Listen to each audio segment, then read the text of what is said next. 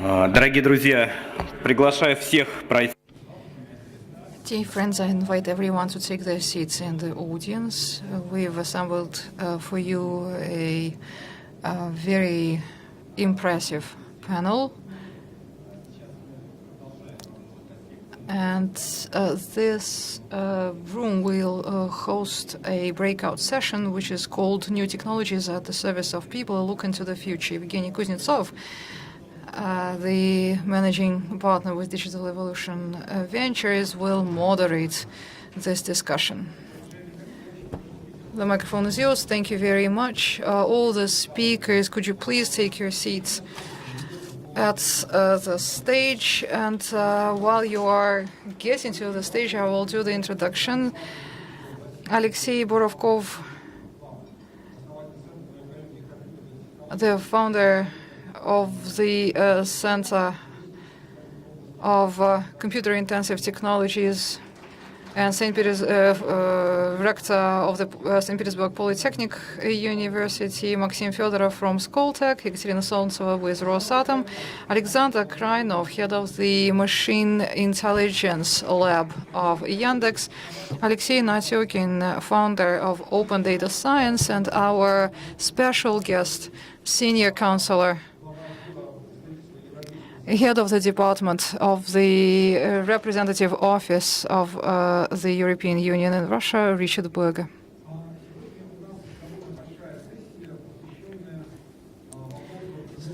This session intends to discuss new technologies, not just any new technologies, though, but the ones that revolutionize our life. Just like internet changed our lives some time ago, there are new emerging technologies in the field of artificial intelligence and overall smart devices and digital economy that is destined to make a considerable impact on our lives. The technology opens up new opportunities as well as creates new risks, and we must enter this brave new world with our eyes wide open, understanding fully and completely all the risks and challenges of this brave new world. We want to start with an address from the European colleagues. I hope they will share with us their vision of the future. Richard, the floor is yours. You can stay there or you can come here. It's up to you. Thank you very much for sending us the invitation and for giving me the floor. And yes, my name is Richard Berger, and I'm head of the Department of Innovations at the Representative Office of the European Union. In fact, the invitation to this forum was addressed to our ambassador, Markus Ederer, and he really wanted to be here today, but at the 11th hour, he had to change his schedule, and that's why I have the honor of representing the Embassy of the European Union. So once again, thank you very much for the invitation. Thank you for organizing this forum on a regular basis. It is not our first participation in the proceedings of this forum. We believe that this kind of events are really important. So to open the session, here are, the things, the items that the European Union has today on the agenda in the context of this session. And I will switch to English at this point, with your permission.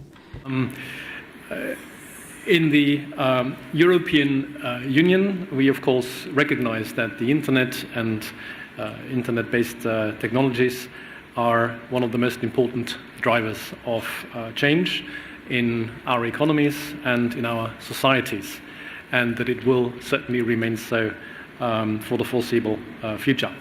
The European Union is focused on shaping clear, fair and inclusive rules to ensure that everyone enjoys the benefits of the internet and internet-based technologies. Now, this is of course only possible if the internet is and remains open and provides for the respect of our core values.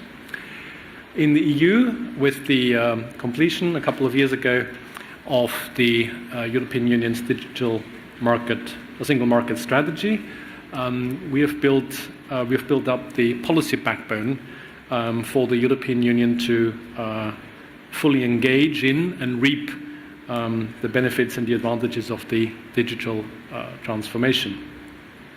The EU digital single market strategy also sets clear and understandable standards for the protection of fundamental rights that are at the core of the European Union projects, such as privacy and security. At the global level, of course, we understand that internet governance is entering a new phase after the important changes that occurred in the last couple of years, notably with the Internet Assigned Numbers Authority transition. In the coming years, in fact, the internet governance community will have a very important task at hand. We will need to make sure that the institutions and the models that we choose for the governance of the internet in the future at the global level will be fit for their initial purpose, and that they're able to address the full scope of internet technologies and applications and challenges, as the moderator already noted. It is not only a question of how we deal with the domain name system anymore, but of course also how in future we'll be able to deal with such things as artificial intelligence, the Internet of Things, or blockchains.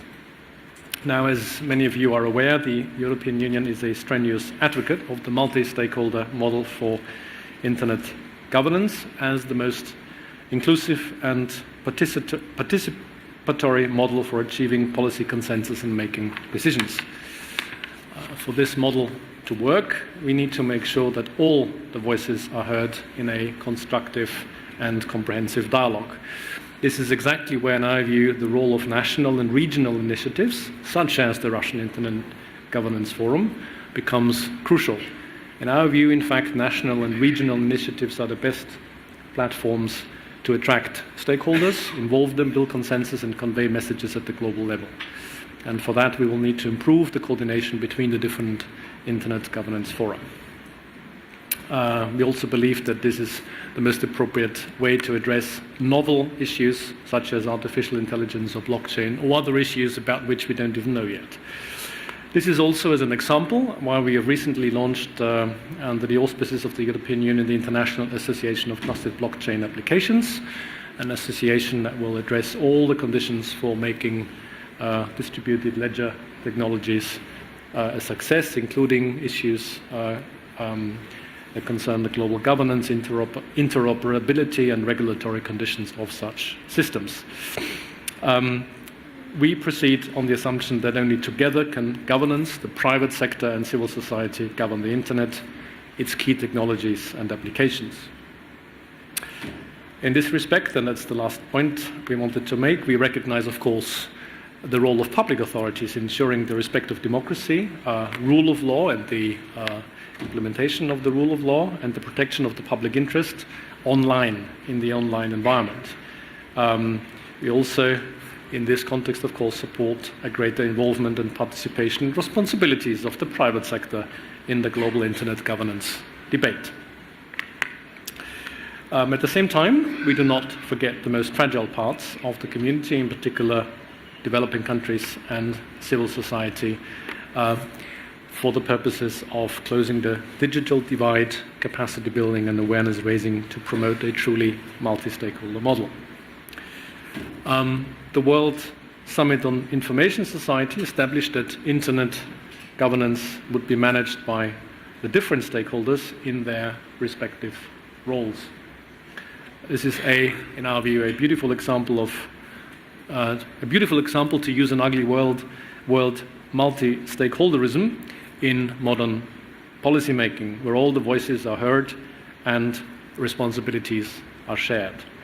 But to exercise shared responsibility, we need a clear cooperation model.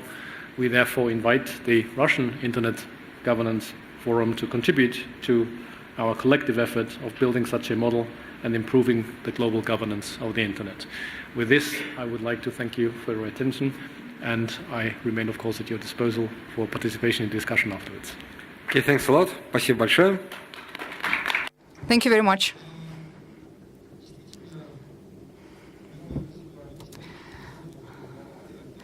New challenges today are truly global, and if we manage to cooperate globally, we will be able to address those challenges. Today, I see both positive and destructive trends. On the one hand, new barriers are being erected. On the other hand, investments are channeled into new technologies. There is a technology race in a way that potentially could disrupt the cooperation practices that we established in the past. So today it is very important to talk about new avenues of global cooperation in the technology field. And now I want to ask Maxim Fedorov to say a few words. Maxim, from your perspective, what are the main trends? And what is Russia's contribution to this international collaboration? Your slides are on the screen already. Yes, thank you very much. Thanks, Evgeny. Thanks, colleagues. I will take about 10 minutes of your time with this presentation.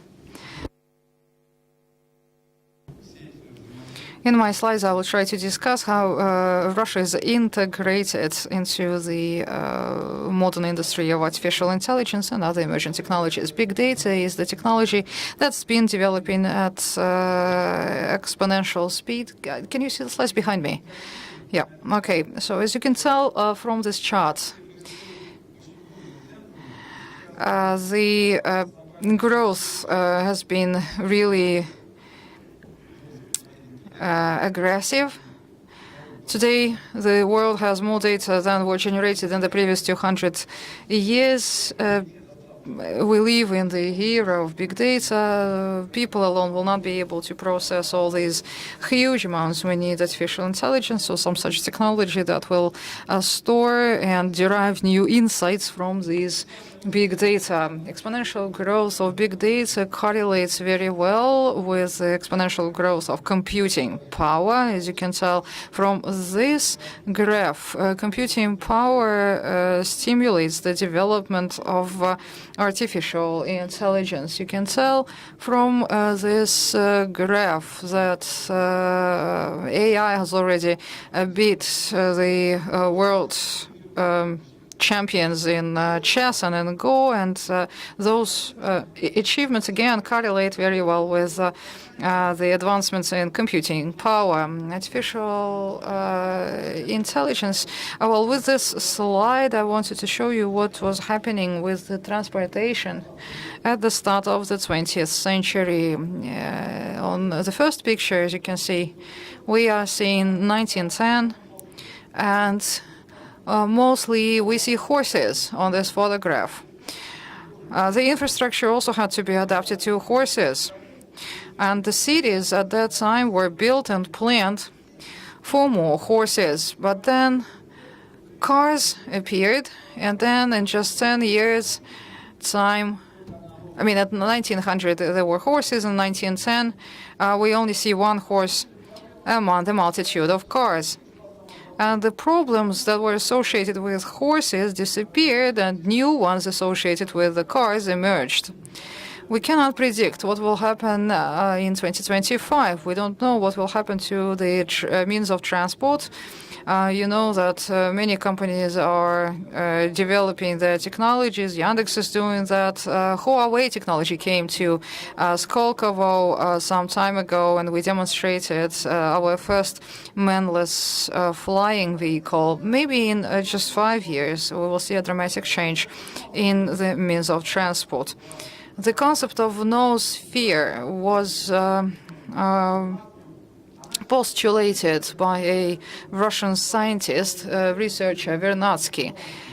But today, noosphere is under the impact of technology. Technology influences not only the biological sphere, biosphere, but also the noosphere, which is the sphere of knowledge and consciousness.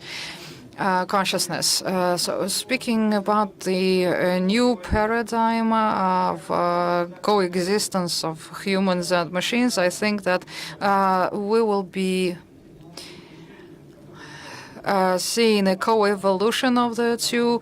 Probably you heard about Centaur solutions. These are teams, for instance, in chess. A combined team of humans and machines in chess beat human-only and machine-only teams. So in the technology world, these kind of hybrid solutions are called centaurs, and we are thinking that those technologies will continue to develop exponentially as well. Today, the prediction horizon is only 3 to 5 years. No one dare to predict what will happen in 10 years' time. The development is non-linear. Kapitsa, Molinetsky, and other Russian researchers developed the mathematical models to predict behavior of non-linear systems. Singularity cannot be avoided in those models, but a new quality is quite possible. Co-evolution will lead not to apocalyptical scenarios that are being predicted by many, but I believe that co-evolution will result in a formation of a new, more advanced society. If you take a look at this slide, so on the one hand, we are seeing risks here. On the other hand, the mitigation measures are also listed. When we see that the humanity, as it is today, is quite capable of handling most of those risks. The important thing is to understand them better and to develop policies and regulations to prevent these risks from happening. In the past, there were many apocalyptical forecasts, but somehow the humankind managed to survive all these apocalypses. So if we act in goodwill and based on scientific grounds, most likely we will transition to a new phase in the development of the society and nothing terrible will happen. And now a couple of words about the role of Russia in the development of new technologies and the role of globalization in the development of new technologies. Here you can see the countries with which Russia cooperates in various domains connected with artificial intelligence. Russian researchers publish joint articles with scientists from more than 60 other countries in the field of AI. Two conclusions follow. AI is truly an international phenomenon. Artificial intelligence cannot be promoted by just one country. You can see that AI grows better when there is a network of research behind it. And the other conclusion that follows is that despite all the political tensions, Russia is still part of the international scientific community. Russian scientists publish thousands of articles together with their foreign counterparts. On this slide, you can see 20 countries with whom Russian scientists have the most number of collaboration projects. There have been 8,000 joint publications on AI-related subjects between Russian scientists and scientists from Brazil and China and the UK and the European Union. You see, Russia is very well integrated into the academic community.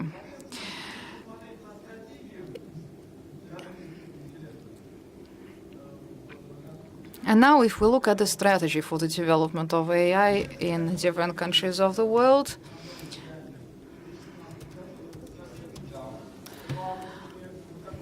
The very first strategies of this kind evolved only a couple of years ago, in 2016, 2017, and Russia is joining this process. By summer 2019, Russia is supposed to have drafted the national strategy for the development of AI, and many scientists, including our group, is contributing to the drafting of the strategy. Sberbank also leads this project.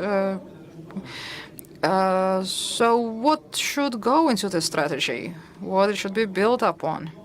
Of course, the strategy will tackle many technical issues, but the strategy focuses primarily on trying to answer the ethical questions. Ethics is an important aspect of this strategy. And again, you see, Russia is a part of this international trend. Russia cooperates with different countries and organizations working on the development of AI-related international regulatory policies and guidelines. We cooperate through the United Nations, the OECD. Russian engineers are also involved in drafting technical regulations on ethical regulation of technology. This work has been conducted by IEEE. We believe it's important now to try to synchronize these efforts. Today there are too many different organizations, perhaps, that are working in the field, so maybe it would be better if some kind of orchestration would be possible. And perhaps we should use the United Nations as a platform to coordinate this effort. And since I also work in the field of higher education, I believe that AI should be not only a technical curriculum or part of the technical curriculum, but every AI program or syllabus should include matters of ethics, because I mean these things were already mentioned here today.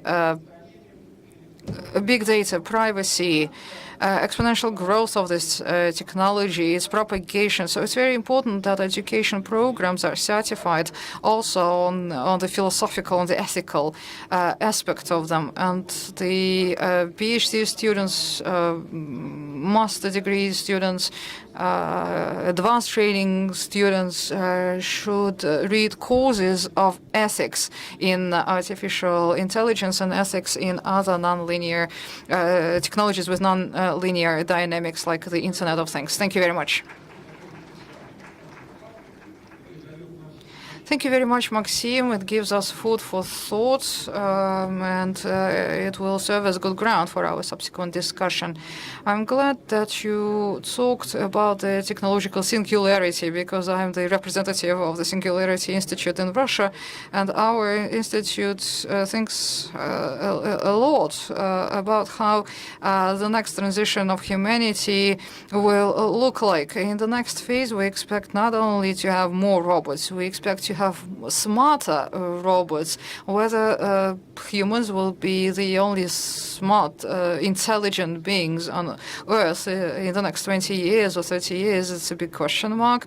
So many people today are thinking about what we can do about robots to prevent them from doing bad things. But we are thinking from today's, from out of today's circumstances, from out of today's paradigm. And our ethics is not perfect, and to apply this imperfect ethics onto a higher intelligence perhaps would be wrong. Remember all the sci-fi movies when someone from the future comes, or usually it is a machine, comes or returns to a different age, trying to change the life of the local residents for better through technology. My first question, I will start with Alexei Borovkov. The St. Petersburg Polytechnic University is a very advanced education facility. Where do you see the greatest impact from technology solutions on people's lives? Every industrial revolution leads to new ways of thinking. It is also a product of the Industrial Revolution. I expect that at the next stage, thinking will become hybrid, and artificial intelligence will produce solutions that escape human minds, and those solutions perhaps will be faster to produce, maybe 10 times faster. That will be cheaper, maybe 10 times cheaper to produce, and that will involve 10 times less people to produce. So that's 10 cubed, and these solutions will be designed very quickly. I mean, we already see something like this in the production industries, and at some point we will accumulate a critical mass of such solutions. The ones that were perceived in the past as not having a solution, when the technical community would say that to the best of their knowledge such a product cannot exist, but then the machine finds the right solution and makes it not only possible but also economic in producing. So I think that's it will expand our horizons. Someone mentioned here that we are entering a new race, just like at the start of the nuclear project. It was clear that the chain reaction was important. Florov wrote a letter during the Second World War. He went to the library. He saw that these works disappeared. He wrote another letter to Stalin. He insisted that we need to do something about the nuclear chain reaction because he saw the German works disappear from the libraries. The solutions of the artificial intelligence will also enable digital twins. Digital twins will be easy to generate, and this will also change the IP landscape, reverse engineering, and all of these patents. I mean, how much meaning will remain in patents? Today, global leaders are already using AI to back engineer competitors' solutions. And of course, this will have an impact on business models. Half of the business could exist as a digital twin outside of the digital frontier, technology frontier, and every digital twin will become a material one once there are proper conditions for it in the market. And we already have examples like this. There are already digital twins that exist online and become offline. They're converted into an offline solution as soon as all the right conditions come together. The advanced technologies, the fourth industrial revolution, I think will be characterized by all of the above. Yes, thank you very much. This is quite relevant to our discussion. At every turning point in the history of industry, those countries who decided to make this transition faster were progressing faster during the next stage in their development, like lean and robotics. Remember the leap that Japan made in those years, and after that China. And now this new digital production manufacturing can reimagine for us the whole map of the world in terms of industrial centers, industrial hubs.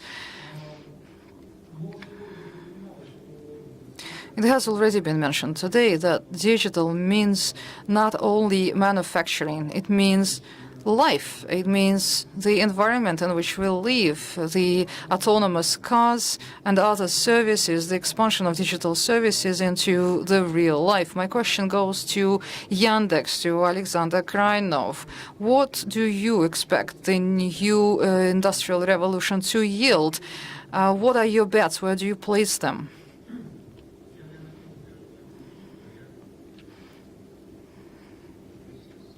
Well, first of all, I agree with my colleague from Skoltech, who brought us the slides. In the modern world, science is one. Science is international.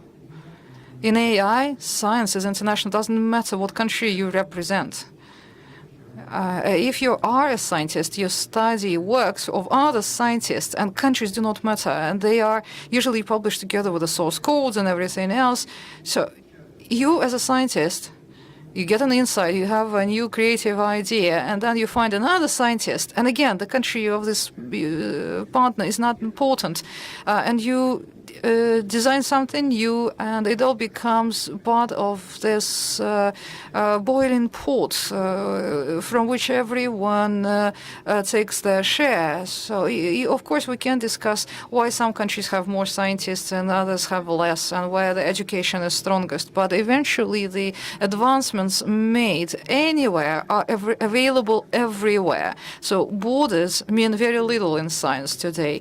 However, in terms of application, in terms of implementation of scientific research, much depends on the country and on the borders. Sometimes there are more restrictions in the national legislation and in others not. China is advancing very fast and everybody else is lagging behind, not in terms of technology development, but in terms of technology application.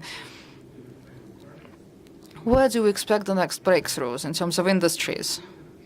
I'd say, and I'm sad to say it, but still I have to admit it, people identification for security matters. Security, probably. I mean, we can identify people now by their faces, gaits, anything. So this technology has a negative side, but the positive side as well. We will stop living in a private and a closed down, cozy, warm world that I find myself very comfortable in. Definitely the world will change. It will become more intrusive. In healthcare, maybe the breakthroughs will be not that visible, obvious, but in the coming years, I expect to read more articles about using AI for early diagnosis of various diseases, and this will definitely make an impact, although a gradual one and a less quick one, perhaps, but it will make an impact on every person's life. And another story, another line of work that to me looks very promising is man-machine interferences, voice control, and all these personal assistants, the ones that have already come to the market. It's not even the market. It's just an announcement. It's an invitation to open a new age. And I'm sure that in the future we'll all have our personal assistants who, on our behalf and upon our instructions, will do a lot of work for us. In a couple of years, if we go back to artificial intelligence and personal assistants, perhaps we will not even understand the question, because as soon as a thing becomes a working thing, we tend to forget about it. We forget its presence. Or machine learning, for instance, or artificial intelligence. Actually, we've been using machine learning in search engines for 10 years now. But it's just that 10 years ago, it was very heavy. The algorithm, the code was very heavy. Now it's very lightweight, if you will, but we have been using machine learning one way or another for years, for decades even. The same with a navigator that we'll have on our smartphones that plans the route for our cars. I mean, there are many things like this that we are so used to, that have become so habitual, we forget that they are powered by AI. You proposed the list of your priorities, and there is a very good match between what you said and our own list of priorities at our institute, like healthcare and medicine, right? That we have always had this discussion that people work better than robots, and the Moscow professors of medicine, they checked on the outcome of the diagnosis made by people and machines, and it turned out that people diagnose diseases better, but then we realized that our sample was wrong because we invited to this research project some authorities in medicine in Moscow from the best schools, from the best hospitals, and then when you bring the same project with the same algorithm to a regional hospital, to some faraway clinic in a village, obviously there robots are better diagnosis tools than humans. People there have less competence. And another thing, robots manage people. People manage robots, but it's impossible now to find a taxi driver who would keep maps of megapolises in their heads. We keep our memory and the maps, in particular in our smartphones. Lives have already changed. My next question goes to Ekaterina, and I think the digital Rosatom. Many are curious to find out what that actually means. Rosatom is a Russian nuclear corporation. What digital technologies do you use? Rosatom is a huge corporation, and there are so many different businesses that we have. Actually, not many know that within Rosatom, we have Rosatom Healthcare. It's nuclear medicine that we have. We also have a unit of wind energy. But in any case, we are a big corporation, and we are an industrial corporation. That's why we are mostly interested in various industrial applications that Alexei talked about. Alexei is a very modest person, and he did not talk about specific results of cooperation, but this tenfold improvement that he spoke about. It's not something out of sci-fi movies. It's something that has already been achieved by through our cooperation with the St. Petersburg University. We accelerated some of our production processes tenfold, and with some new technologies, we managed to now construct things, design things that our design bureaus could not produce for years. And in just 3 months, with this new computing power, with this new software solutions, we managed to get to the level of world benchmarks and, achieve record results in our history. Rosatom is a full-cycle corporation. That means that within Rosatom, we've got mining, production. We also have manufacturing and maintenance and operation and decommissioning. So at every stage of our processes, we see plenty of opportunities for integration of various autonomous and intelligent systems. They would all differ, but they have one thing in common. All these technologies will result in faster production times, lower costs, doing things that humans cannot do, and thus eventually improving security. And for us, security is a top priority for obvious reasons. So that's the first class of technologies. The other class of technologies that, again, has already been mentioned by other speakers.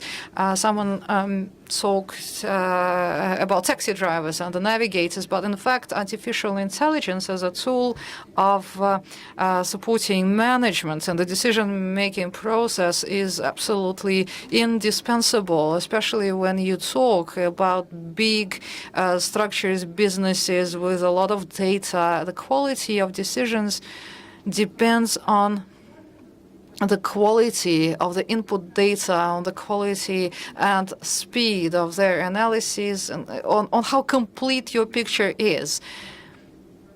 I understand that there are visionaries and geniuses in management who manage following their gut feeling. I know that those people exist. But to ensure stable management and control of operations of big companies, you need to have stable data, stable comparisons of data, predicting and calculating, modeling of different scenarios of development. So this is another big area of technology that we expect to produce a significant impact on our effectiveness.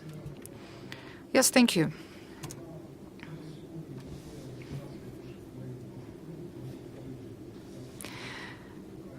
Going back to automation and robotics, we tend to think of it as a replacement for manual labor, manual labor. But in fact, robotics also means processing more data in shorter times and doing better in the decision-making process than people, at least with respect to certain kinds of decisions. And this leads me to the question, who is going to take the decisions that will affect our lives in the future? Or what is going to take those decisions? No, I don't want to be misunderstood. When I say support to the decision-making process, I mean in industry, for instance. I don't want to say that in the foreseeable future, robots will take decisions instead of people. Of course, it is a possibility. Of course, it is a topic worth discussing. But if we talk about some near-term future, I mean as support to the decisions taken by people.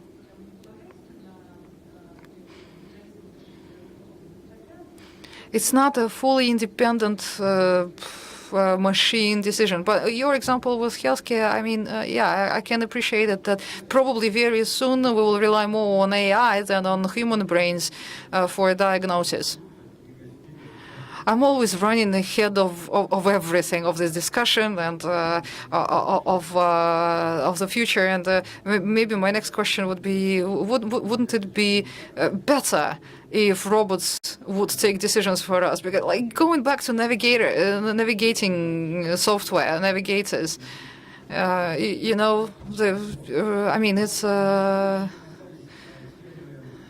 very vague board. I'm not sure where it is. Collaborations and cooperation. My question now is, what is the main focus of the AI community? Where do the efforts go?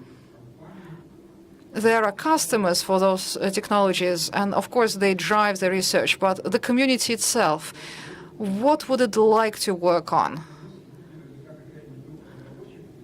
Because we may think that this is something that robots should or should not do, and there must be a group of researchers somewhere developing a robot that is not supposed to do something that the customer for robots wouldn't want it to do. Going back to researchers, R&D, artificial intelligence is an abused word. It all started with artificial intelligence, like Central Intelligence Agency. It was the same meaning of intelligence and artificial intelligence. It was meant to mean actually as a decision-making support tool and intelligence as analytics.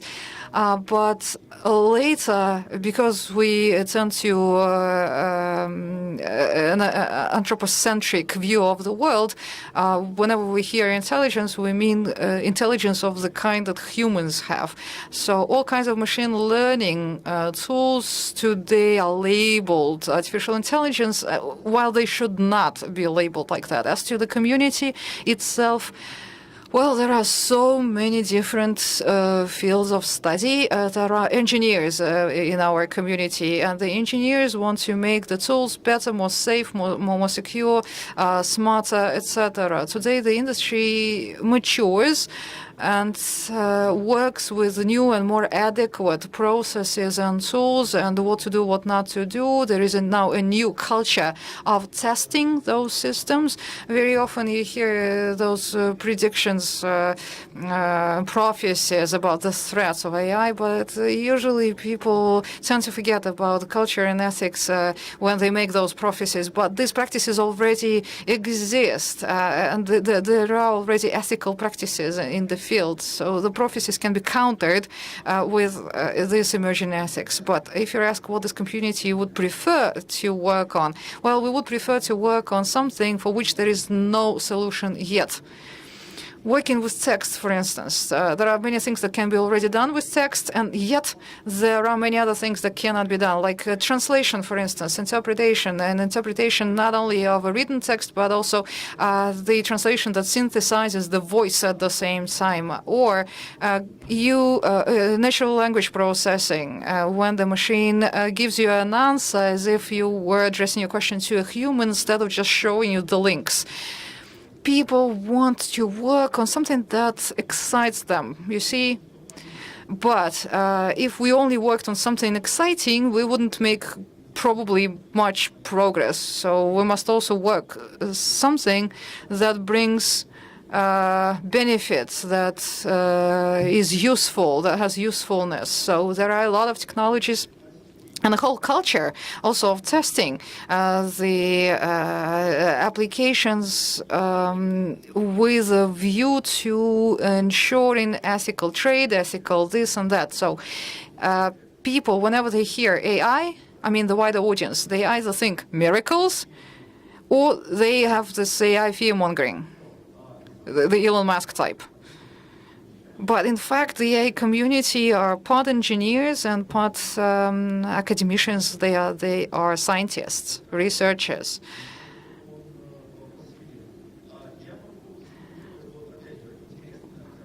What's interesting for me, what excites me, well, anything where there is no obvious solution yet. Something that can be improved, like in credit scoring, for instance. There isn't much room for improvement. But question-answer systems, there is so much space there. So what was the question from the floor? I couldn't hear you very well.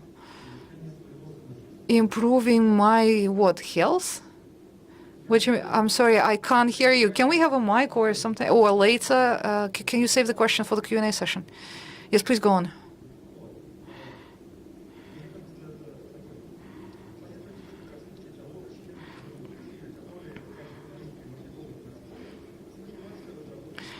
Again, journalists and marketers put all AI researchers into the same basket, and yet we are all very different.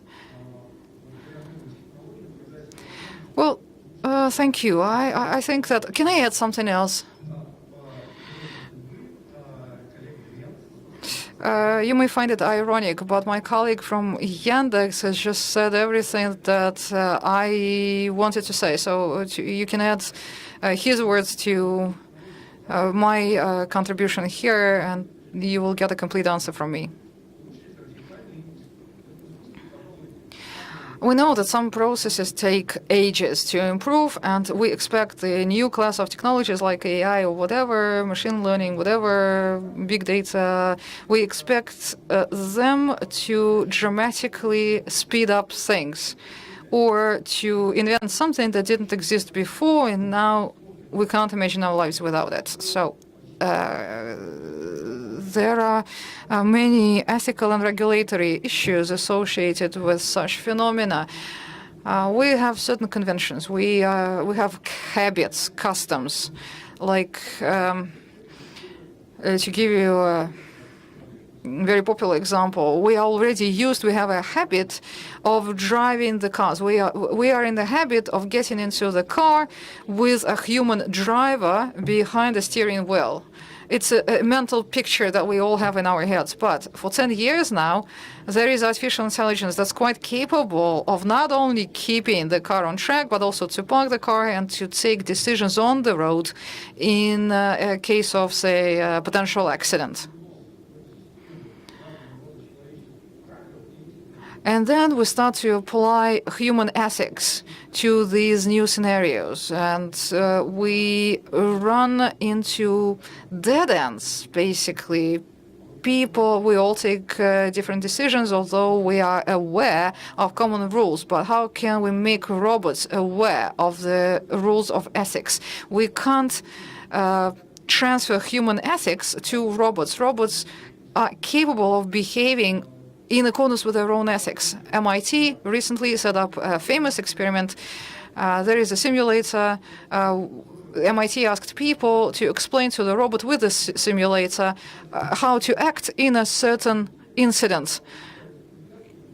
So it's a famous experiment. Either you drive the what's it called? The wagon car dilemma. Either you run the car into the people that are crossing the street in the wrong place, or you hit a nearby tree and you kill your passengers. So the system in the United States, like on average, the Americans prefer to save children. And so if there is an option between the children and the elderly, it turned out that the Americans and the American robots eventually would save a child and not the elderly. While in China, it was a reverse scenario. So it would be the same artificial intelligence, only taught by people from different nations. And in China, machines that were taught by locals preferred to save the elderly and not the children. So we are training the robots, but we do it from within our own cultural paradigms, settings.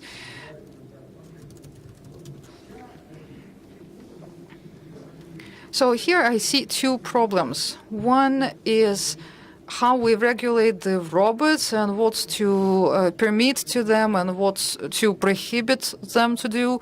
And the other problem is what will happen to human ethics when robots adopt the ethics and they start acting in accordance with this ethics, but in a different environment, like a robot trained in one country starts acting in a different country. Alexander, what do you think?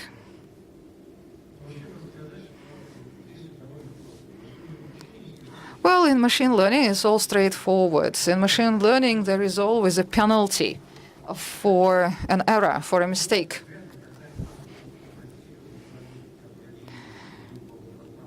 I don't know whether our developers would ever penalize the machine for making a mistake when choosing between the people of different ages, but the machine is taught to differentiate between the probability of death, of fatality. You can't have, you almost never will have equal probability of fatality. So when the machine is choosing to turn left or to right, to hit the by or to hit the passengers, the machine will calculate the least probable scenario of death. There will still be a difference. Even if it's negligible, there would still be a difference between the probabilities in several different options. And the developer will always be able to penalize the machine more if the fatality happened because of action or inaction, because action and inaction. I mean, if you can not accept the passengers, for instance, if the machine calculates that there will be probability of killing the passengers later, the machine will have to deny the passengers the right of access to the car. It will be a lower penalty than killing the people.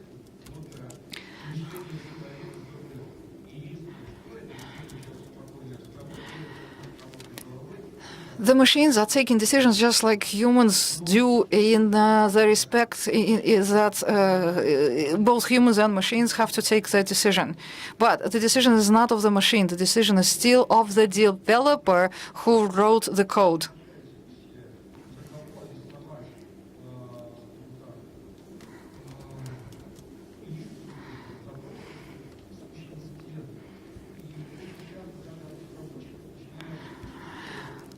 Exactly. This is today one of the more relevant questions. Who's to blame? Basically, is it the machine or is it the coder? Is it the programmer?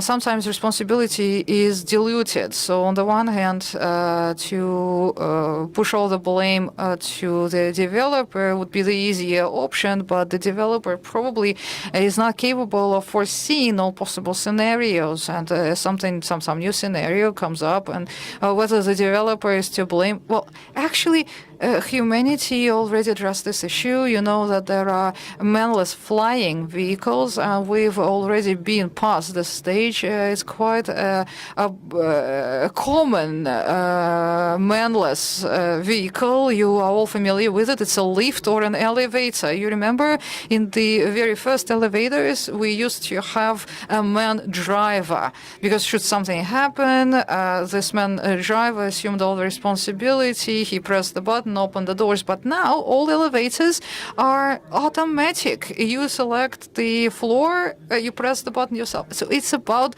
answering the question who is to blame. And now we have ways to investigate elevators, accidents with elevators. If the cable breaks down at the elevator. I mean, we can always identify the root cause of the incident, and we will understand whose guilt it was. With the machines, I mean, it's not much difference from the lifts, from the elevators. Well, for as long as machines are not reproducing themselves, right? For as long as the machines are not propagating. Because we are here not discussing, I mean, we were supposed to talk about the future, not today, but I think in, say, the next 10 years, we will see the machines reproducing. And many automotive AIs learn from automotive simulators. So it means the robots teach robots. I don't remember how it's called properly, what the term is, but many neural networks compete with other neural networks, and it means that it is the neural networks that teach each other.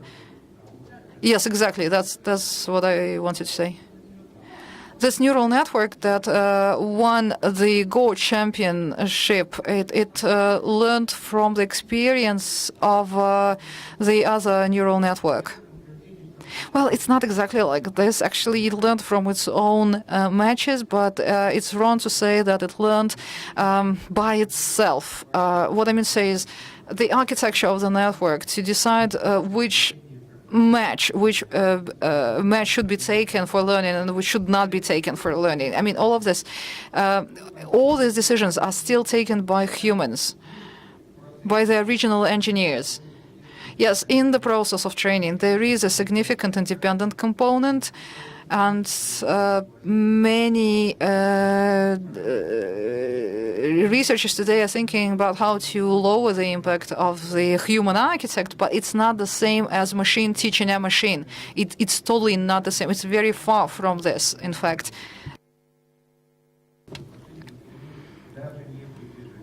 We're not even getting close yet to a situation where a machine would be teaching a machine. There is an AutoML. If you've heard about it, marketing people love it. They represent it as we don't need data scientists anymore. Machines will be training machines. But in fact, AutoML means sieving through a number of solutions or models.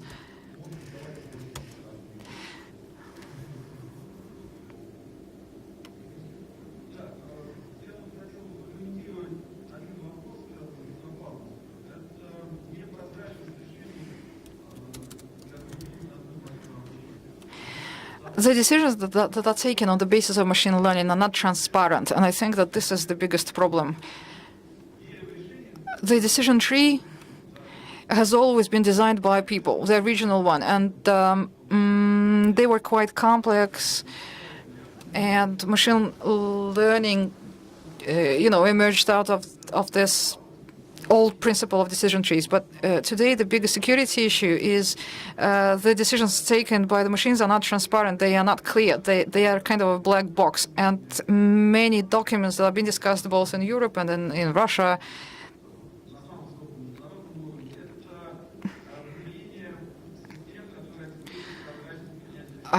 they focus on implementing solutions that will show this transparency. Yesterday I was sitting in the car. I was driving a car, and at some point, all the windows went down. They started to go down. I spent 2 hours leafing through the manual, and I couldn't do anything. So all the windows went down, and I couldn't put them back. It must be some kind of a bug in the software, but it was nothing that I could do about. It's a kind of a black box, like I said.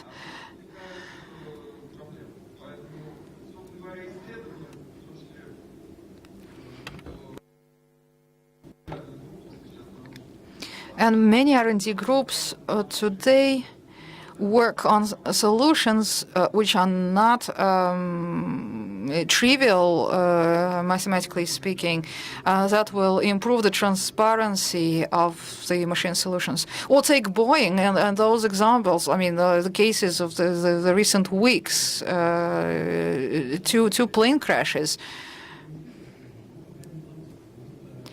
There is something else I wanted to add to this discussion, and I wanted I hoped to have an argument with some of you, but so far I could only agree to everything that you've been saying. However, I found one item on which I can pick. Alexander and Alexei's presentations complement each other. That's the first thing I wanted to say. What we call artificial intelligence, in fact, is nothing but an automatic or an automated system of decision making, or autonomous system of decision-making. It depends on your perspective, but artificial intelligence, what it is and how it is perceived are two different things.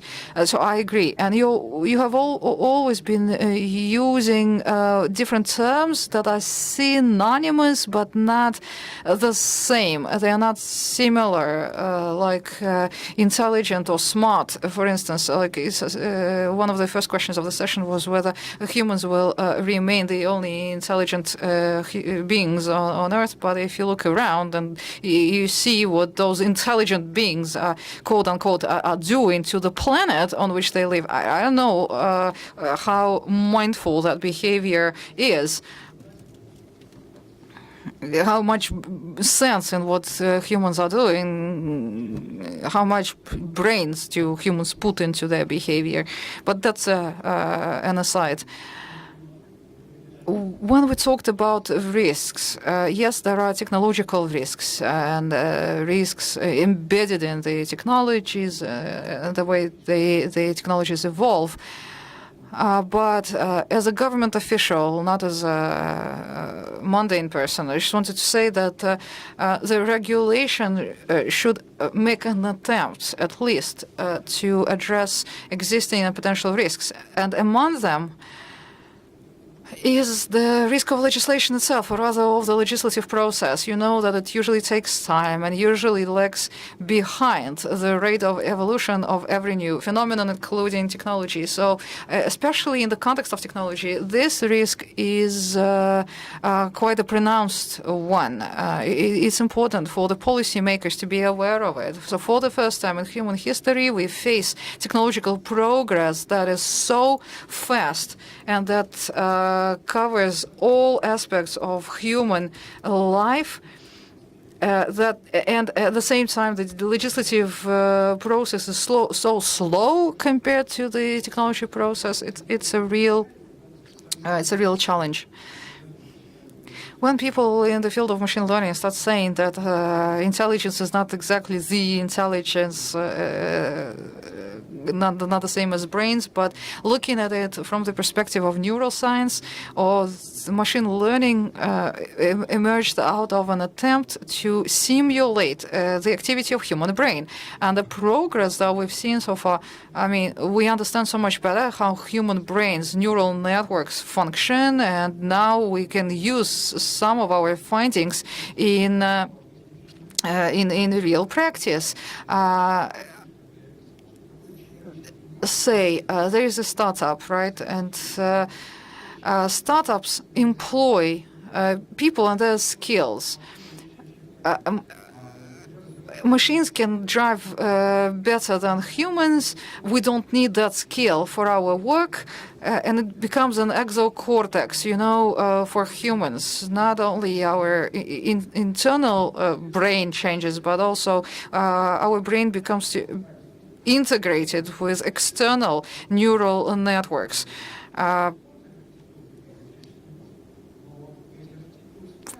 A human brain has very complex architecture, but why can't this architecture accommodate an external brain, a system that would help us take decisions? We would see a new quality of those decisions, I believe. It will be probably will not be able to differentiate between who made that decision, in fact, or like in healthcare for the doctors. So there is a robot who was fine-tuned by a professional doctor. And there is a robot who acts as an advisor. And there is a doctor with a mid-level competence. Will this doctor disagree with the robot? Or will the doctors who are not very experienced yet, you see, would these doctors accept every advice that comes from the robots, or would they try to argue with it? Even today, doctors follow guidelines that are prepared by other people. But how is this system different from this interaction between doctors and robots? And it's something emerging right in front of our eyes. So a robot, not a robot, big data, not big data, network, not a network. It's not important anymore because it's already penetrating our system of decision making. I have two comments to what you said. Human brains, first of all. Human brains are quite perfect, and it would be wrong for us not to try to understand how they work and not to try to reproduce it. But if you try to build a computer out of human brain, it wouldn't be efficient. Basic principles would be the same, but the details would matter so much. So to reproduce the principles of operation of human brain would yield less efficient results. Machines have their advantages and humans have their advantages. In decision making, I agree with you.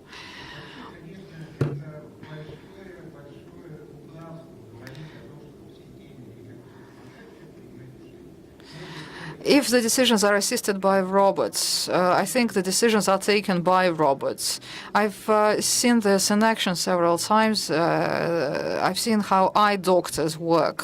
An eye doctor takes a scan of the eye, and if the glaucoma is quite advanced, sometimes a human doctor will not argue with the finding of the machine. But if the case is a borderline case, the doctor would rely more on the machine's findings.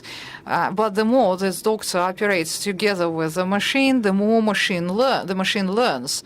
Just like with the navigator, I think you all had this personal experience. I mean, first you argued with your navigator, you tried to take a different road, and you saw that it was not very efficient. The same there. So in autonomous cars, we will start with letting the machines drive for themselves, but saving the possibility for humans to take over. But after a while, after 10 years or so, I think all of driving will be in the hands, so to say, of the machine. Google, they published this video. The engineer is behind the steering wheel. The engineer is not looking at the road. He's reading a newspaper or something, because it's the engineer, and it's the engineer who developed this autonomous car himself. And probably the engineer should be more aware about how trusting we should be to the machine as we're sitting in the car. But what can we say about ordinary people? They wouldn't even think about it. The law is already discussing the personal liability of the robots, their own responsibility, liability separate from the liability of the designer or engineer.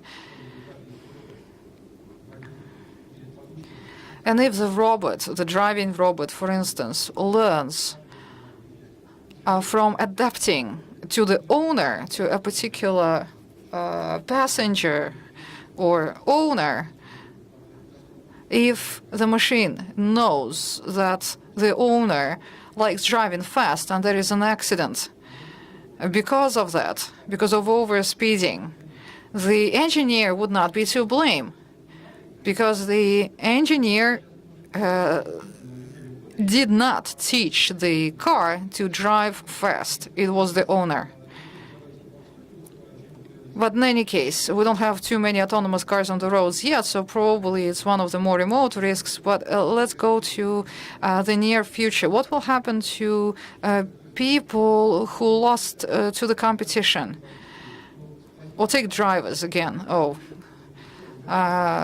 This lift operator or elevator operates a person. This is a good example. And if we say today that there will be no drivers in the future, how can we claim that? I mean, given what we know about some professions that got extinct over the last century. To answer the question from the floor, no, people will not get dumber. We will not lose our brains. But as to professions, what will happen, there will be a convergence between different professions. Today, in my lab, we've got marketing people, technology people, material scientists, all together, coders, all together at the same table. And we are used to having, big data as an output, but those people in that group, they would generate big data as the input. If we're discussing the example of a car, in every autonomous car, you will have 50 or 60 different restrictions. Restrictions will be different, process-related, technology-related, physics-related, whatever. And besides, what kind of car are we producing? Are we manufacturing a Mercedes, or are we manufacturing some very cheap cardboard-type car? In Cortege, there are 25,000 different limitations, and as a result, we have this wonder car that the president of Russia is now driving. Anyway, and also personal assistance. We do not call that artificial intelligence, but there are also those intelligent assistants.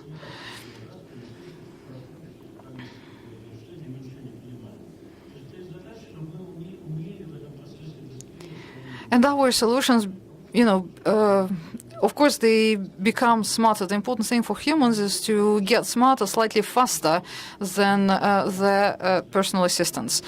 The volume of information that we have to analyze using those intelligent assistants is the volume that we spent months in analyzing in the past. So smart big data as the input, smart big data as the output.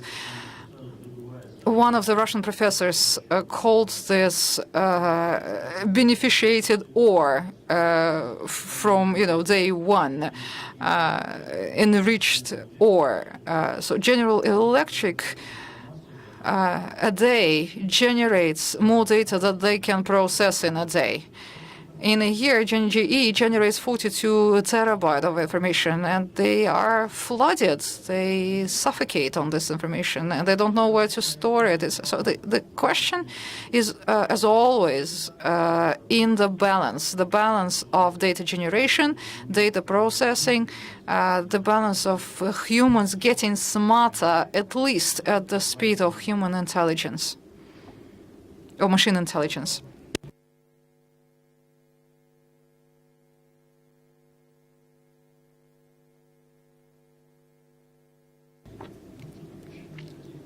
To teach robots to replace humans, a lot of humans have to work. How many people participated in teaching robots to understand pictures? I remember in Thailand and Laos, in the Philippines. I mean, thousands of people participated in those panels. We have some videos, right, produced just to mark the videos, the labeling of the videos. We will need 100 of years to mark every single video, the contents of every single video that's in there. And it is still humans that do it today. Robots do not understand what they are seeing. They can't look into a video and give us the time codes.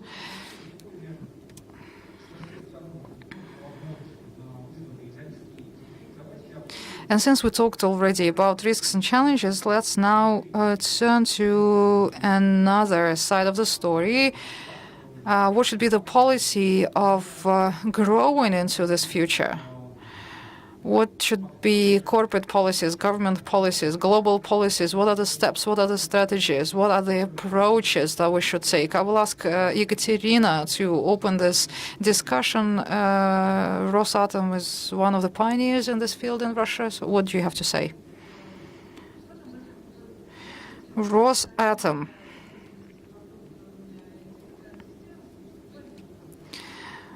Acts in two roles in this process. We are a big company and we have to do it for our own sake.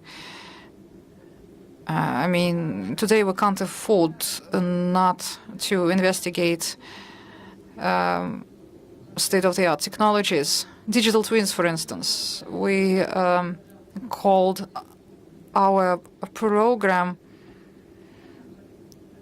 intelligent systems. We also avoided using the AI acronym.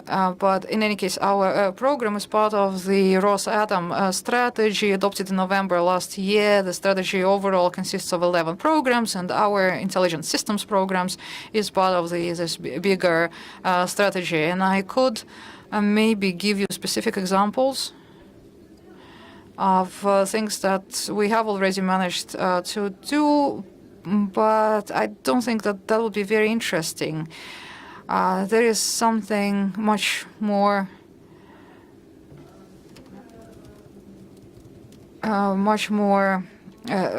attractive to discuss,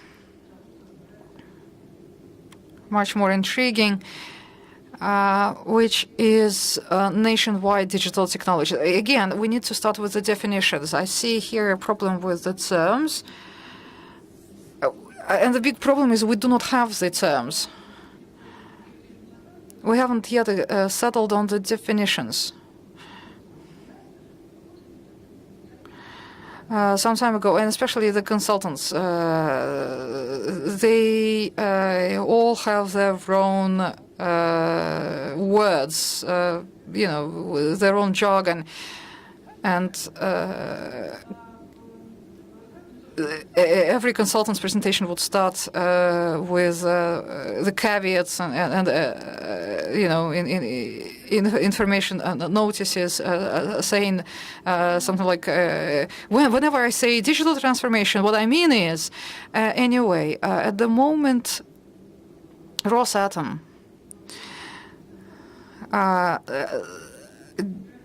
decided to stick to the most neutral possible terminology. That's why we call our program intelligent systems.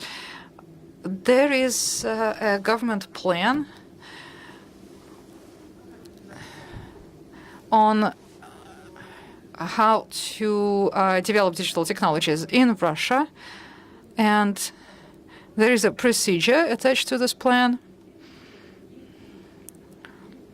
which says that Rosatom acts. Well, actually, it could have been not us. It could have been somebody else. But we were appointed the manager for the funds of this program, and we manage this program. There are the so-called operators of roadmaps. There is a tender that we organize for the operators of the roadmaps. Well, first of all, we need to have them, and in order to have them, we need to talk to the community and agree with the community on how to select the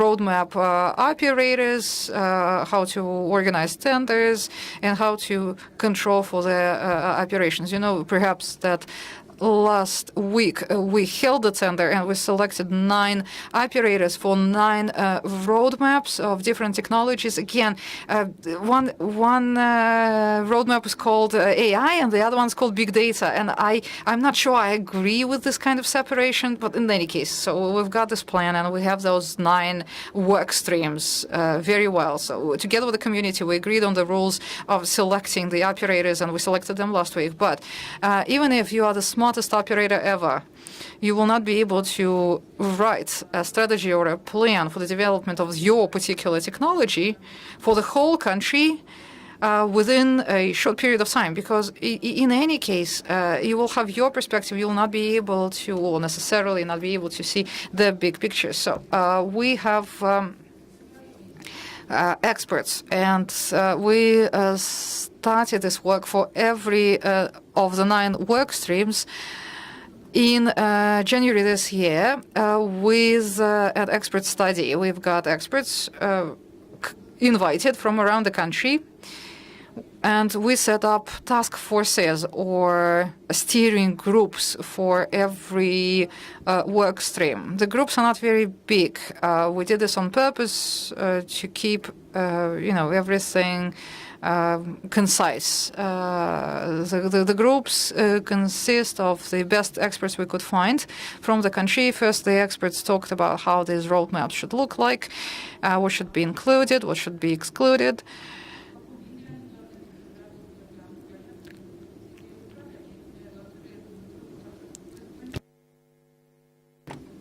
And we should also remember not to keep them in silos. I mean, all these work streams, they must cooperate, and they shouldn't exist in isolation. There should be some kind of uniformity, consistency in their operations. This week and next week, the newly appointed operators will interact with those experts, and they will be collecting the best expertise from around the country. Well, part of the expertise will come from those experts, from the task force, but we do not claim to be all knowledgeable.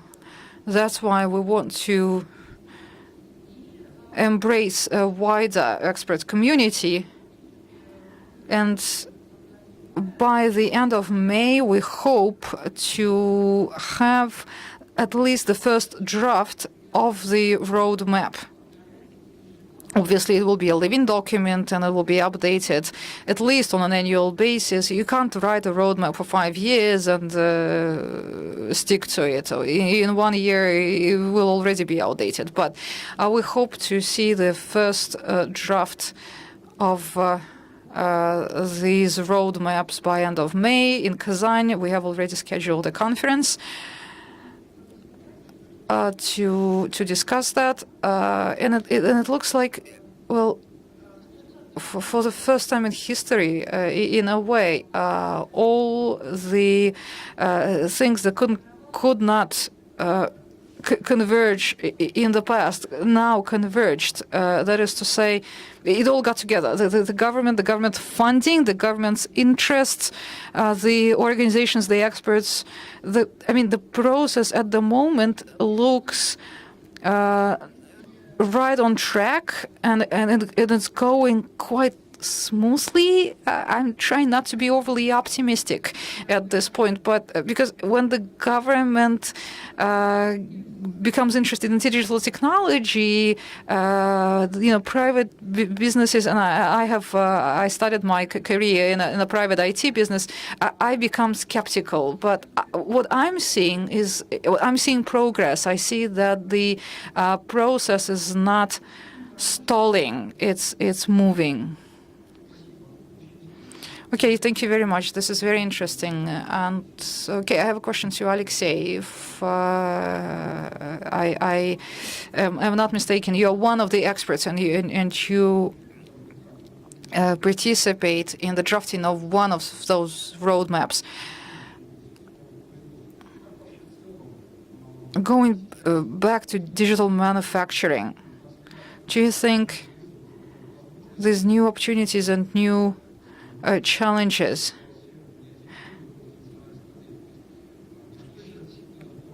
I mean, okay, I'll rephrase the question. What should be the focus of those roadmaps today? What should be the focus of the government? Which of these technologies will yield the fastest results? Now, I will first discuss the roadmaps themselves, because we already have some roadmaps. They were written some time ago. Some of them are still relevant, or at least parts of them are still relevant, so we shouldn't lose the good things. On the other hand, dynamics is also important. Ekaterina is right when saying that those roadmaps must be updated regularly and quite often. I'm thinking that, yeah, the key to success is in engaging a wider experts community into this process, having them contribute. So we've got 9 technologies in this national digital strategy, 9 technologies. So it's important to produce cases that would explain how these technologies work and benefit the society at large, and how these different technologies could be multiplexed. How can they complement each other? It would be best if we found a product or products where all these technologies would be involved, generating the results that we talked here about already, doing things 10 times faster, 10 times cheaper, etc. Some of these technologies are already quite potent, so let's find the low-hanging fruit. Don't wait until the deadline of this strategy 2024. Demonstrate something every year. Show these technologies in action. This is our priority. Okay, thanks. Maxim. In your slides, you mentioned that different countries have similar digital strategies. Are there already any findings from those strategies? Can we say that some strategies are more efficient than others, or is it still too early to analyze that? Well, it depends on how you look at the matter. Of course, there are best practices already, something that we can learn from. What really works is when education, science, and innovations come together. So the best performing projects would have an educational component, meaning that this project will yield a new curriculum or a new center even, or new centers of education for a specific industry. Clusters also work, academic clusters around universities or education centers. There are many pilot projects piloting online education. And online education, as it turns out, I mean, if you separate it from the classroom teaching, it turns out that online education alone doesn't work. What works is a hybrid model where you combine online classes with face-to-face teaching. And ecosystems also work. I understand that maybe I'm talking banalities and some,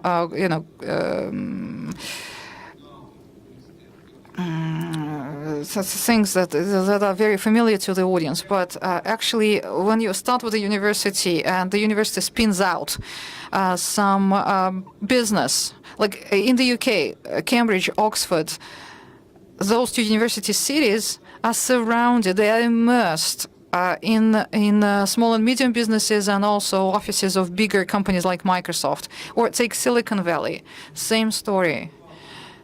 Or take clusters in China, continental China, and in Taiwan. Recently, colleagues from Taiwan came to tell us how it works for them. And since we're here discussing the future, I think that the future is medicine and biotech, biosciences. And Taiwan, it is one of their focuses. They create big educational innovative clusters around the islands. And it also works wonderfully in continental China and also in the Middle East. And Skolkovo as well. Skolkovo is an example of such an educational industrial cluster in Russia. Yes, right, thank you. It is relevant for Russia, I agree. For a while, I was trying to promote this ecosystem approach. In Russia, people tend to think very functionally in functions, specific functions. But in fact, AI, or however you call it, enable us to build distributed systems of R&D. You don't need any hierarchies to transfer resources or to take decisions. But in Russia, there is some mental resistance to such an approach. Anyway, a question to Alexei.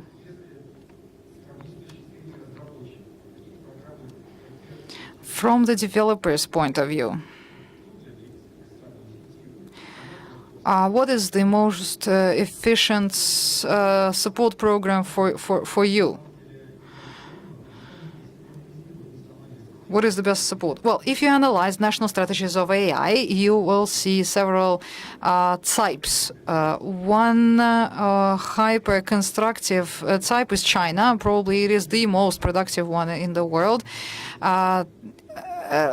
They regulate after, not before, versus Europe. Another good example is India. India places its bets on developers. They're making India into the global sandbox. If it works in India, it will work everywhere. That's their approach.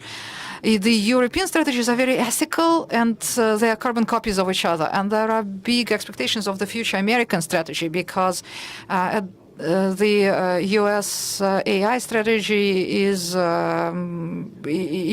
everyone is waiting for it. There are many consortia that propose different recommendations and ideas, but the American strategy is not yet approved by anyone. There are only rumors. There is only hearsay, and it's not clear what the product will be. Everyone's curious. Oh, and by the way, the very first AI strategy, national strategy, is from Canada. It's amazing, and it's very telling that it was Canada that initiated the process, and they also want to become the global center of excellence for AI technologies, and they want to be the global leader of thought. They want to be the global leader of the industry as such. So from the developer's point of view, Canada, India, and China, yes. Europe, no. United States, still waiting. Okay, thank you very much. Let's go around the panel. Alexander, what's your part in the Russian strategy, if any? Or would you like to join some other integrated projects? No, we do participate in the development of the national strategy. We are not a leader of any one group, but we make our contributions to it. Expectations, well, we do not have any great expectations, meaning that progress is unstoppable. Whatever laws we adopt, progress will still happen, regardless of us, regardless of our laws. Sometimes laws will impede the process, and I think that the objective of the national strategy is to avoid those pitfalls and facilitate the progress. or like healthcare and private data. Obviously, medical data should be private, but excessive barriers to distribution of this kind of data may slow down, say, diagnosis, or driverless cars will not be on the streets without the regulatory support. So, I mean, all these things, they must be prepared right now. And there is also a big threat that the pendulum will swing to the wrong side. And when people start saying AI, and then there is a new top-down approach. Let's have AI everywhere. Let's equip everything with AI. But I want to warn everyone against it. We must use AI only in those areas where there is a true need for it. The banks are not asking why they need AI, because they cannot live today without AI. Just like us, the search engine cannot work properly without AI, or security. You can't do without AI in security. And there are many other spheres like that. But it doesn't mean that you need to have AI everywhere. It shouldn't be ubiquitous, and you should not try to, force AI in every single industry. Act naturally in a way, and I mean we should grow organically in this respect. If the need is identified, then we must try to satisfy this need, but we should not try to create a need artificially or imagine a need where it doesn't exist. Wherever there is big data, you need AI. Isn't it the rule? So usually what happens is you first generate a lot of data and then you try to find value in the data. If you don't have data, there is no place for a robot there.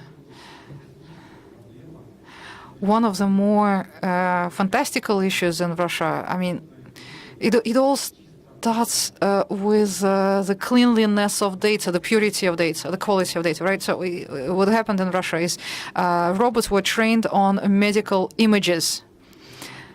But it turned out that most hospitals only store data for 1 year. They don't have enough capacity to store those images, and they get rid of them. They erase them. So 6 months, no one needed that. Okay, get rid of it. But maybe for the hospital today, it's a good solution. But we don't have enough images to train robots. Can you believe that? And today, I mean, hospitals are free to do it. And even if you erase the data, remove the data, or collect wrong data, I mean, there is no penalty. There is no liability to store data for a while, but the quality of robots depends on the quality of incoming data, and there is no regulation in this field at all. I wanted to say a couple of comments.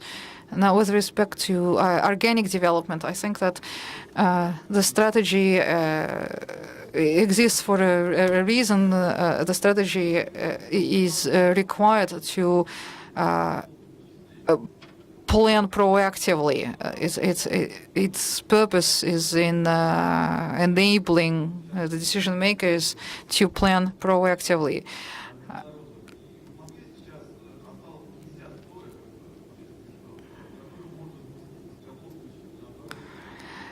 For instance,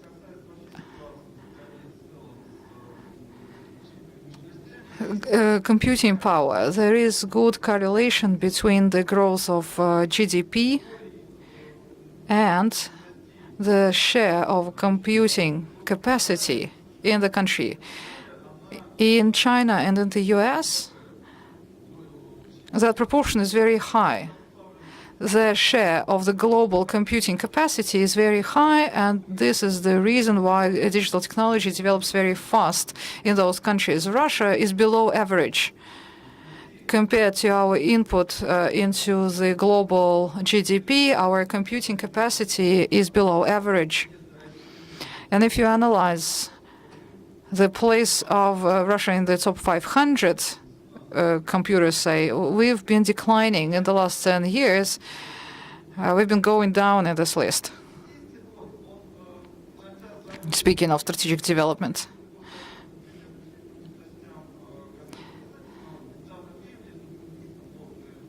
Until recently, data centers were like 5 kilowatts per rack.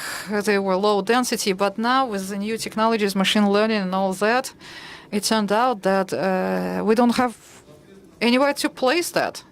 I mean, there are not enough data centers capable of, carrying that kind of storage and computing power.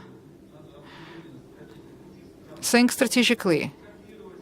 And of course, it doesn't make sense to copy other people's strategies. Every country is special. Russia is special in terms of the distances, in terms of climate, I don't know, and combination of other factors. I think that we should try to find the best in other people's strategies, take that and blend it with Russia's uniqueness. Again, distances, that's very important. And I think AI and image recognition can help here. I'm thinking remote sensing, like remote Earth sensing, and all of that. And also, you have to pay attention to the structure of the national economy. Mining and natural resources, they play an important role in the national economy. So AI and machine learning can be applied to continuous production cycles. Because there is a difference between discrete production and continuous production. Like car manufacturing, of course, it's difficult, it's complex, but it's a discrete process. While oil production, gas production, smelting, metal processing is non-stop production. You can't stop it, it's continuous.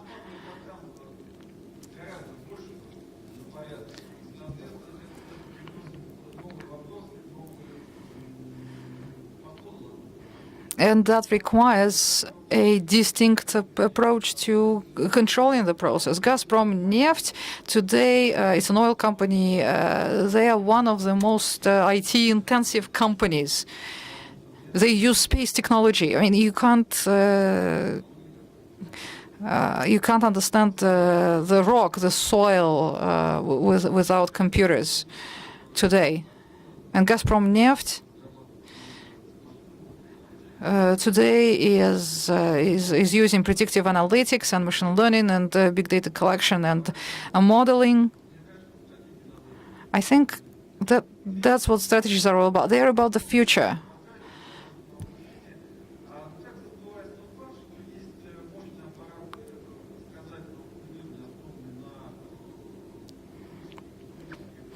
There are very powerful models, computing models, that are based on laws of nature, like physics, chemistry, quantum physics, mechanics. So maybe we should combine those methods. I mean, scalar modeling, the models that are based on tried and tested laws of nature, and machine learning, which still remains a kind of black box.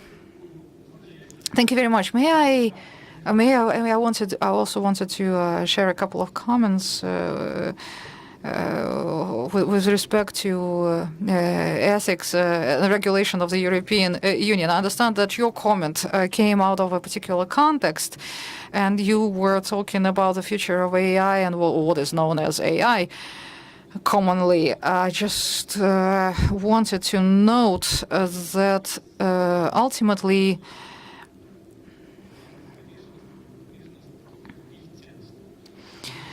we have to understand the values that are used as a basis for AI, like the trolley dilemma, the car accident. You say it's still the programmer that programs the autonomous car. This programmer has some values, human values, cultural values. They're coded in culture. And in the same way, legislation is a reflection of cultural codes and values. And every time a new law is adopted, the legislator has to decide either to give more freedom to technology development or to restrict that development, or at least do it in such a way as would be aligned with the legislator's own values. So I guess what would be perhaps a value for an engineer maybe would be interpreted, maybe it would be the same value, but it would be interpreted differently by a legislator.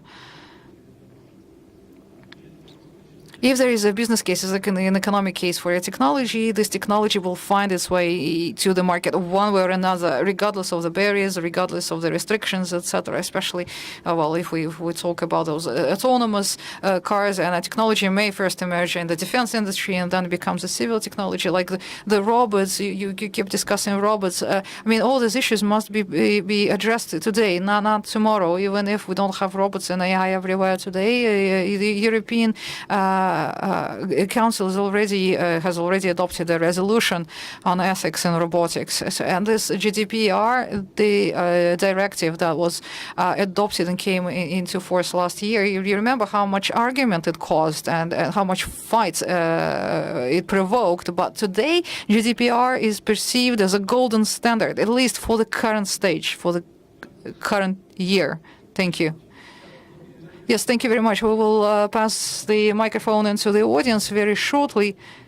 Okay, a programmer managing or controlling a car has a weight, has rigidity, has wear and tear. There is winter or it has rained. I don't want programmers to decide what the cars should do. It's not the programmers, in fact. We generate 10,000 different trajectories every day to reshape the car in a way, or to reshape its intelligence. Big volumes of data. We are talking supercomputers here. The thousands of core hours. They go into programming a car, and they go into AI. The algorithms of control.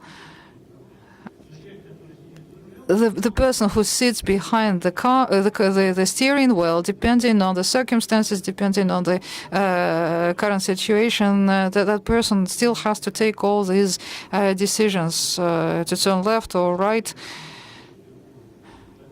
It's a different technology.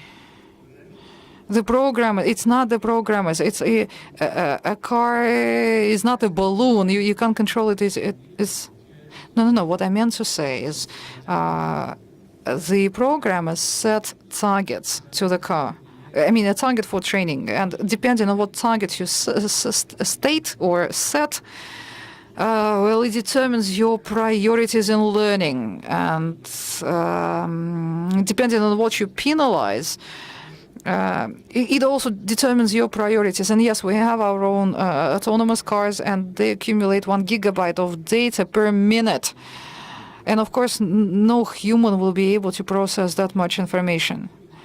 But eventually, all of this is done to set a target. In order to to make a decision, we need to understand how past decisions were made. And there is a gradient. It's not binary. There is always a range, how close we are to a perfect decision in every particular case. And this perfectness is determined by the humans. Okay, finally, we have a conflict here. Yes, you set a target, but in order to set a target, you must work with dozens of thousands of restrictions. People cannot select an optimal regime. Why did you hear that it's people who have to sieve through thousands of restrictions? When I say that a programmer takes a decision, I mean to say that a programmer decides, with respect to the final formula, the speed at which we are traveling and the probability of traffic accidents. So it must be present in the formula. There is no formula. Your dynamics is non-linear. There are so many factors. There are so many drivers. You can't have a linear dynamic.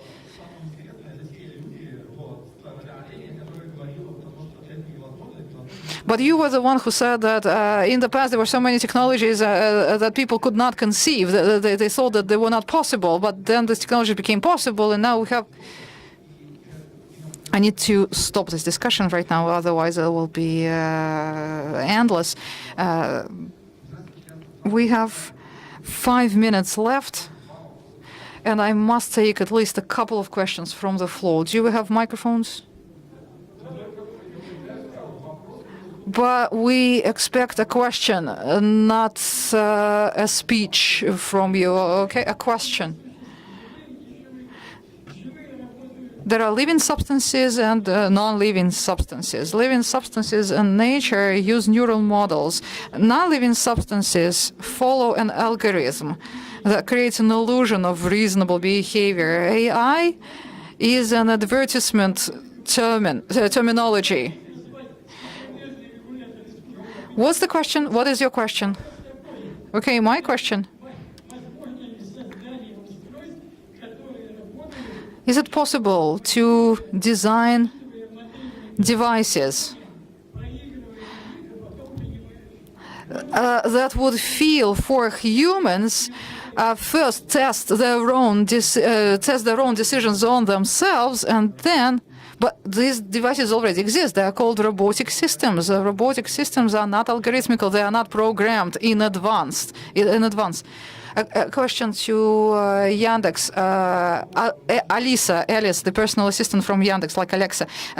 Can it understand that someone is happy or someone is sad?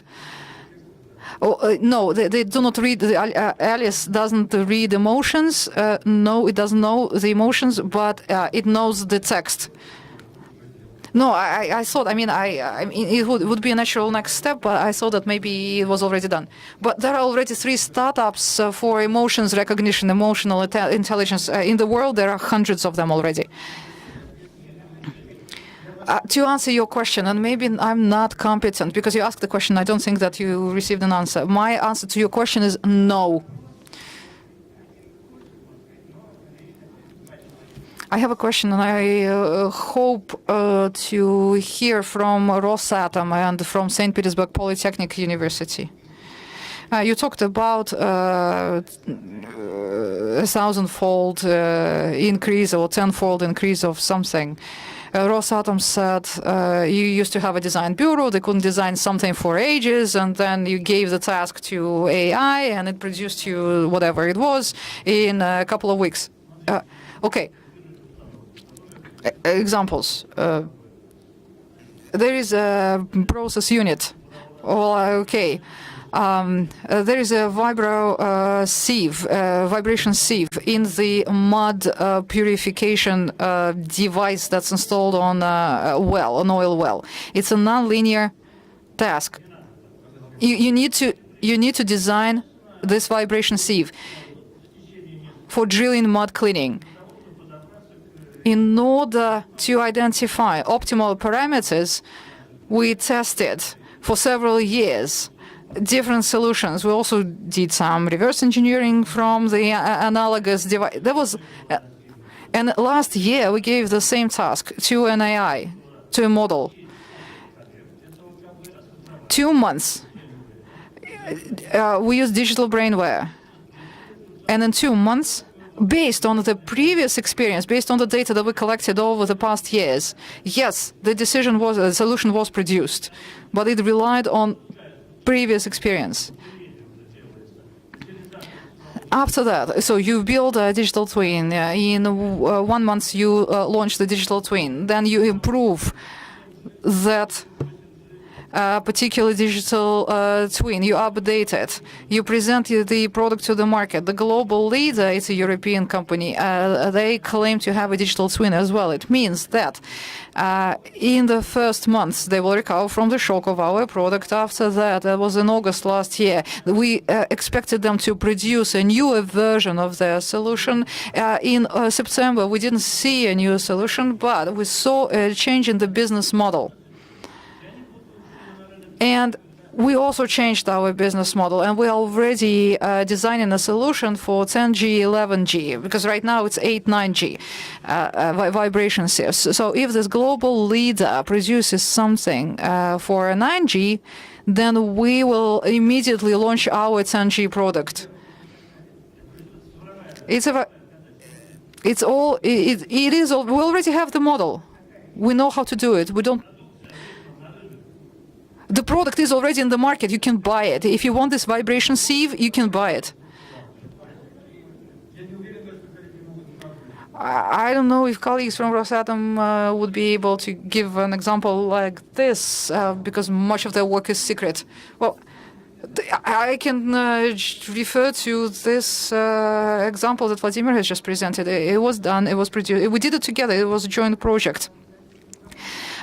Fuel company, they needed this vibration sieve for cleaning of the drilling mud. There was a design bureau working on the project for 3 years. I think that the original target was 7G.